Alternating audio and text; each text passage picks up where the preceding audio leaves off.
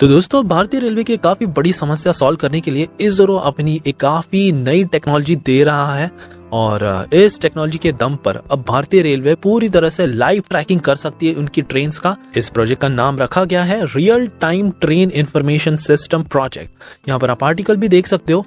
In fact railway तो अब 9000 locomotives में इस तरह के IoT डिवाइसेस जहां लाइव ट्रैकिंग की जा सकती है, ये इंस्टॉल करेगी इसरो की हेल्प से। कुल 250 करोड़ रुपीस का ये पूरा प्रोजेक्ट है, जहां 8700 लोकोमोटिव्स में फिलहाल इस तरह के रियल टाइम बेसिस वाले सिस्टम को इंस्टॉल कर दिया जाएगा। और ये जानकारी है according to centre for railway information system.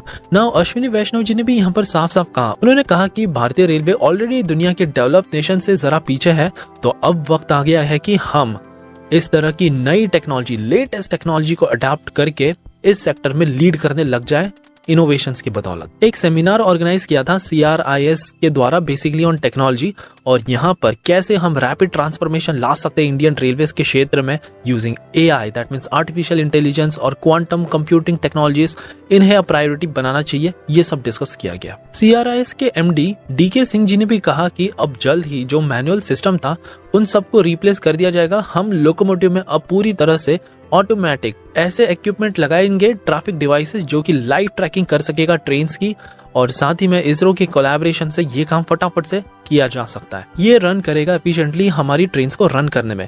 अभी ऑलरेडी 4000 लोकोमोटिव में हमने इस डिवाइस को इंस्टॉल कर दिया है।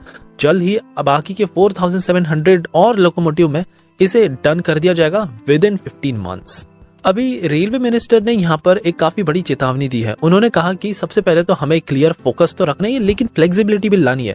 मान लीजिए आज की टेक्नोलॉजी पुरानी हो गई, कल की लेटेस्ट टेक्नोलॉजी अडॉप्ट करनी है, तो कैसे वो लेटेस्ट टेक्नोलॉजी हम ऑलरेडी हमारा जो इंफ्रास्ट्रक्चर है उसमें इंटीग्रेट कर सके, ये सारा काम पर भी फोकस करना है। ओपन माइंड रहना है इन सब चीजों के मामले में, देन एंड ओनली हम दुनिया से एक कदम आगे रह सकते हैं। Finally last but not the least, data analysis भी यहाँ पर यूज किया जाएगा रेलवेज के द्वारा। बेसिकली ये हेल्प करेगा to predict demand for trains, कितनी डिमांड ज्यादा बढ़ने जाएगी, फिर क्या प्लान होगा, किस तरह से हम हमारे रिसोर्स को एडुकेटली अलॉट कर सकते हैं, कंजेशन कैसे रिड्यूस किया जा सकता है, और जहां कंजेशन होता है वहां हम किस तरह का इंफ्रास्ट्रक्चर डेवलप कर सकते हैं सो दैट इस बॉटलनेक को खत्म किया जा सके।